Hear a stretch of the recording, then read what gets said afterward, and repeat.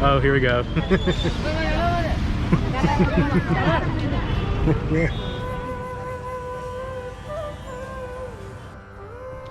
is absolutely the most people we've ever taken a picture with.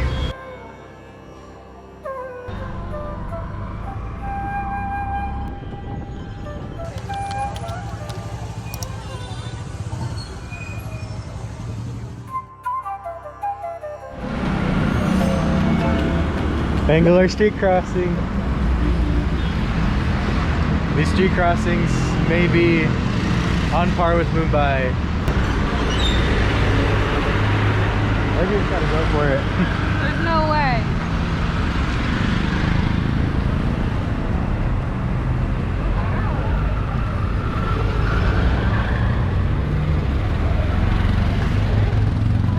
Ah, that was scary. Hello.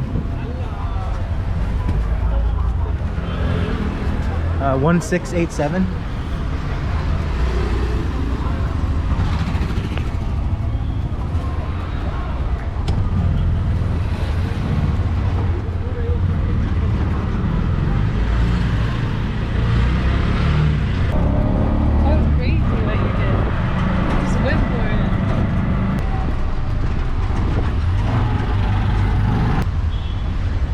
I do like how you're almost like in the action when you're not here. Oh yeah, you're full in the action.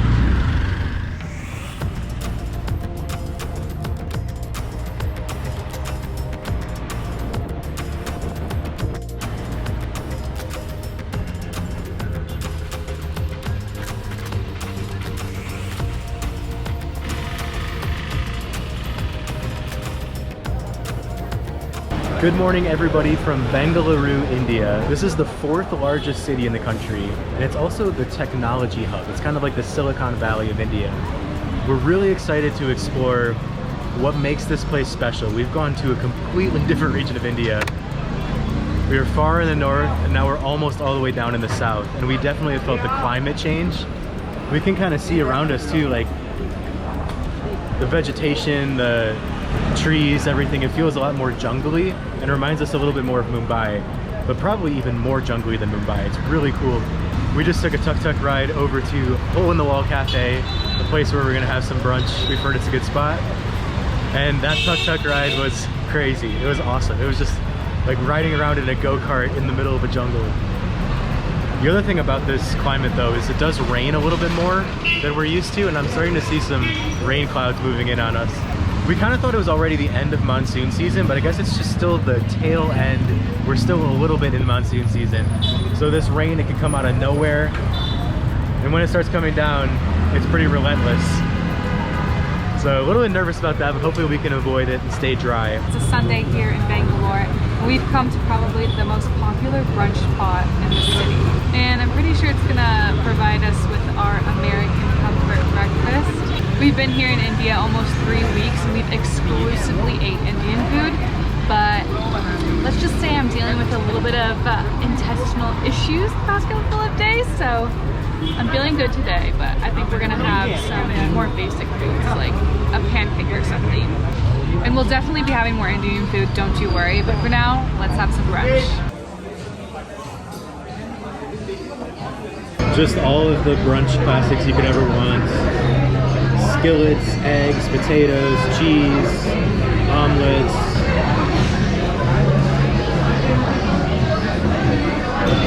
Something we have not seen in literally months. Literally months. Waffles and pancakes. Now let's make something clear. Indian food is some of the best in the world. It might be the best in the world. If I had to rank cuisines, India's at least in the top 3. But there's just something so comforting for Americans about waffles and pancakes in the morning.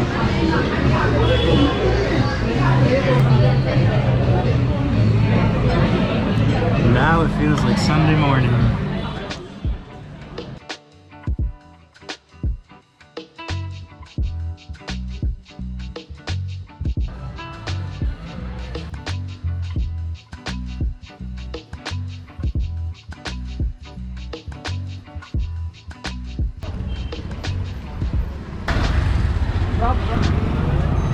$9549.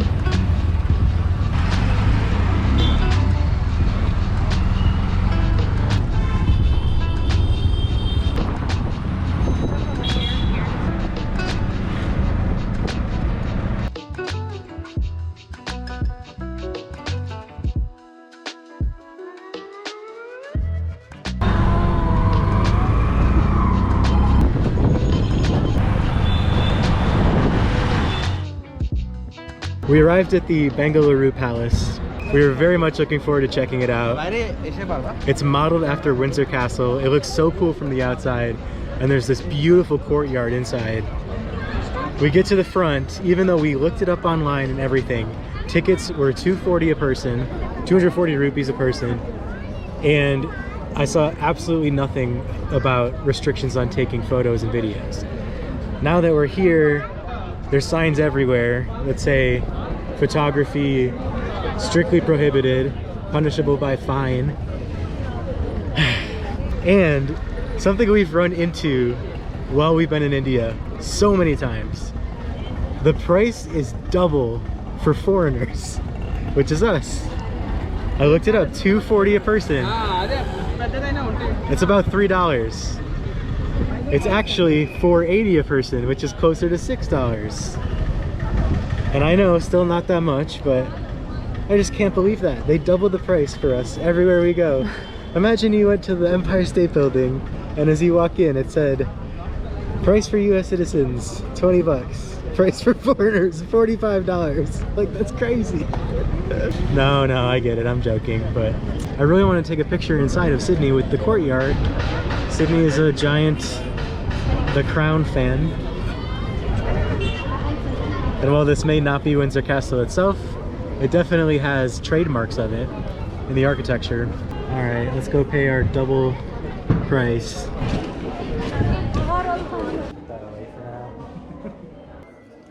We're allowed to take photos and videos in the courtyard. This is a really cool courtyard, and all of the architecture is so interesting. When we walked in here, we really thought it was going to be very similar to a lot of the palaces we've already seen in Europe, but there's a distinct difference and definitely a lot of influence of this region, despite the fact that this is definitely a colonialist structure. But it's really cool to see in general. Photos and videos allowed, but being in the courtyard not allowed. Or being in the fountain? Or I guess being in the fountain, something, I don't know. But a lot of people just got in trouble. So it wasn't only us. Last thoughts on the palace. I really think it's cool how the use of the color yellow and orange as well is really prominent in all of the paintings on the walls and all of the intricate designs in the doorways and everything. It's like gold, yellow, and orange. And I just think that's such a unique combination of colors. We're actually kind of glad we got to take the palace in without having to worry about filming everything, making sure we got all the shots. Just kind of take it in. You guys have seen us go in a lot of palaces over the years. The second courtyard looks a lot more like Game of Thrones to me. This kind of looks like that one scene with Cersei and Littlefinger. And it's really cool that we're kind of hiding behind the pillar because I don't know if you can film this. It's so confusing, like everyone's doing it, but people are getting yelled at, I don't know. But this bench is really cool because it's got that very specific, like Southern Spanish, almost Andalusian looking tile. And it reminds us of being at the Alcazar in Seville. That's probably the most similar structure we've seen to this, is the Alcazar in Seville. But this is even different than that in some ways. The mix of influences is just so cool. That is pretty medieval looking. I'm still so amazed that just looking at this from the outside, you would never imagine what it looks like on the inside. Definitely difficult history in this country, and don't want to dive into all that because I don't really understand all of it, and that's not really my place to talk about. But it's cool just seeing like all of the people of Bengaluru in India being able to, now that this is officially India, to be able to just own something like this. Like, this is theirs now. And with that said, maybe it's okay that foreigners have to pay double.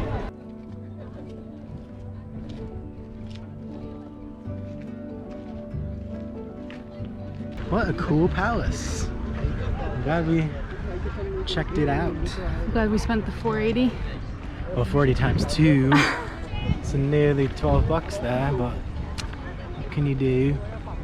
Alright, so what's interesting is since we've been to India, we've seen some tourist attractions, obviously, like the Taj Mahal, all that stuff, but a lot of what we've done has just been walking around, taking in the streets, taking in the chaos, and eating a lot of amazing food. So now that we've seen the biggest attraction here in Bengaluru, we're gonna see one more, and then after that, we're gonna spend the rest of our day walking around, taking it in, and telling you all about our first impressions of this place. We have a lot to share. This is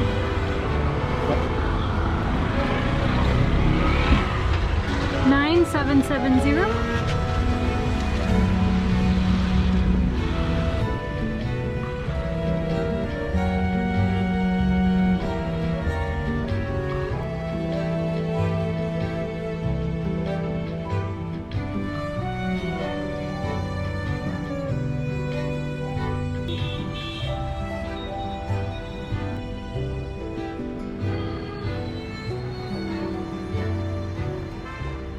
Here in Bangalore, there's a really interesting Mahatma Gandhi statue, and we're just gonna go visit it and tell you an interesting fact related to Mahatma Gandhi that we have learned since we've been in the country of India. But this is an open question to anyone that knows anything about Bengaluru. Are you not allowed as just a normal person to go to the Gandhi statue? Because it's in between this hospital and then this very beautiful official government building. But maybe the statue's not open to the public? Is that true? Let us know. Maybe we just have to go around, but honestly at this point we want to check out the park anyway, so yeah, let us know. Oh, here we go. This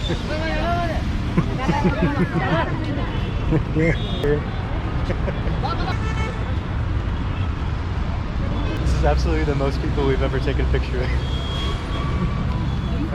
Thank you. Everyone looks so beautiful in their saris and everything. That was interesting. Go show them the statue and why we came here. All right, so we're gonna go up to the gate and see if we can just get a glimpse of the statue. I feel like there's definitely a way to get in there. There's people in there taking pictures. I highly doubt that's restricted to only government officials and visitors of the hospital, but honestly, there's this beautiful park. We really can't be bothered. Saw a little glimpse of it just in the corner there. Okay, the reason we wanted to show you the statue in the first place, something that we learned as soon as we got to India, we're always so interested looking at the local currency and seeing who's on the bills. And usually it's a different person for every bill. But here in India, it's Mahatma Gandhi on every single bill. Now here in India, they use the rupee, and these bills go from 500 rupee bill all the way down to a 10 rupee bill. So a 500 rupee bill is around $6. It's about a $6 value. Here I have a 200, which is my favorite because it's orange. And I do like that they're all different colors, and they're kind of vibrant colors too. You've got purple, you've got blue, you've got orange. So this one's about $2.40. But yeah, there's Gandhi on every single bill. Oh my God, do you see that? In bushes, holes in lily-seedlings. Snakes will be there in bushes.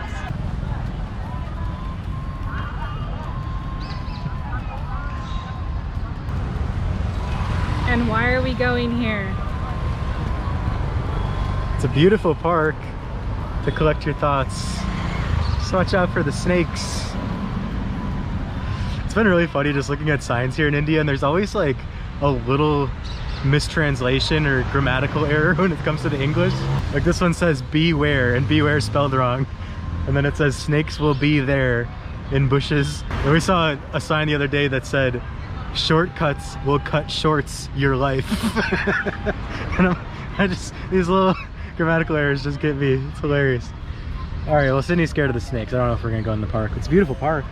Let's stick to the trail, shall we? Stick to the trail, no grass or bushes.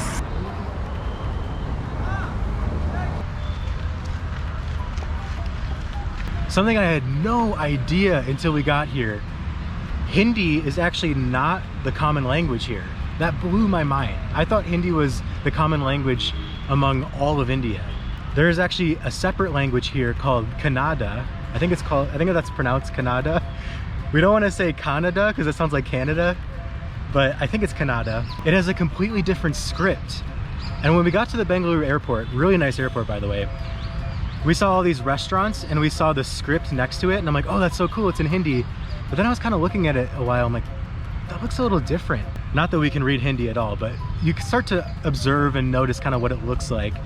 And I just knew that Hindi was like really long and loopy, and it always had that straight line across. And I was looking at this and it just looked a little more like squiggly. So then we looked it up when we got here. Yeah, in Bengaluru, the most common language is Kannada.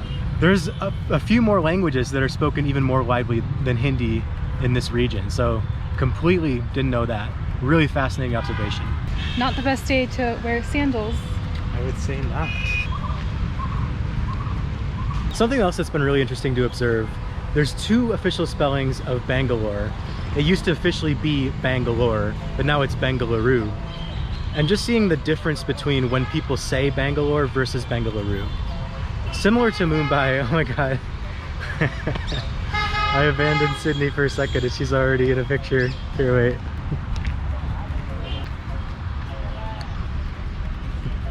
I'm in the picture now too. Okay, thank you so much. Nice to meet you. We literally feel like celebrities here. It's hilarious. I know. We've been in so many selfies over the past 3 weeks. I kind of know what it's like to be a celebrity now, I feel like. I just got a little taste of it. Just walking through the park and everyone wants a picture with you. Sorry, I abandoned you for 20 seconds. That's what happens. You're already... The wolves descend when I'm alone. That's true. Alright, second observation. There's a lot of holes at the bottom of the trees. Alright, we'll just steer clear of that. I don't know if I'm more afraid of the selfies or the holes right now. The two official names of the city, Bangalore and Bengaluru, you can definitely tell and get the sense that Bengaluru is taking over more, and that is probably the more traditional route, what people want it to be referred to, without any British colonial influence. We had a very similar situation when we were in Mumbai, which was also a colonial British city at one point in history, and at that time it was called Bombay. And when we were there, we felt like people did not say Bombay that often. It was not really referred to as Bombay. We heard it in the airport or in the airplane when we were going there. So our Etihad pilot called it Bombay. And then we just saw a few signs and shops. There was like Bombay t-shirt printing company.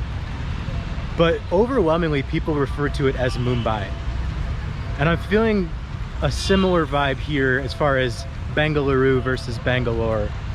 Bangalore just seems to be on the outs, and Bengaluru is the official, what people want it to be referred to as. So that's something that I've learned during this visit that's been really, really interesting. Something that I didn't realize before getting here.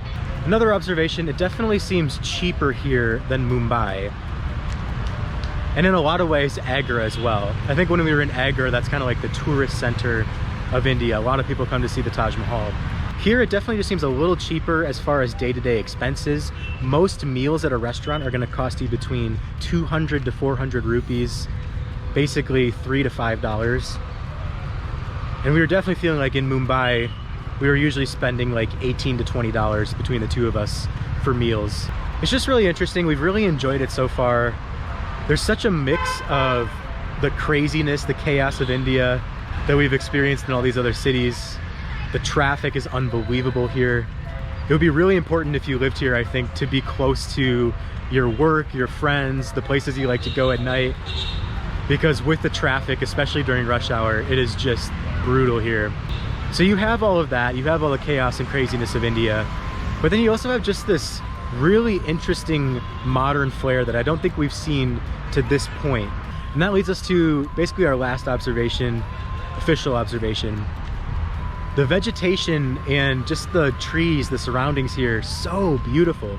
It really feels like we're in a jungle. We said that a little bit before, but I just feel like this is the most tropical feeling place we've been. And again, you get that in Mumbai a little bit, but Mumbai's just so urban that a lot of times you're completely removed from it. It's so different from the north of India, especially in temperature. When we were up in north of India, most of our days were around 70 degrees Fahrenheit, 70 to 75. Here we've been in the high 80s for the most part, and definitely more humid. That's a general observation I have with India, is as a tourist, we usually just think of India as like, oh, I'm going to India.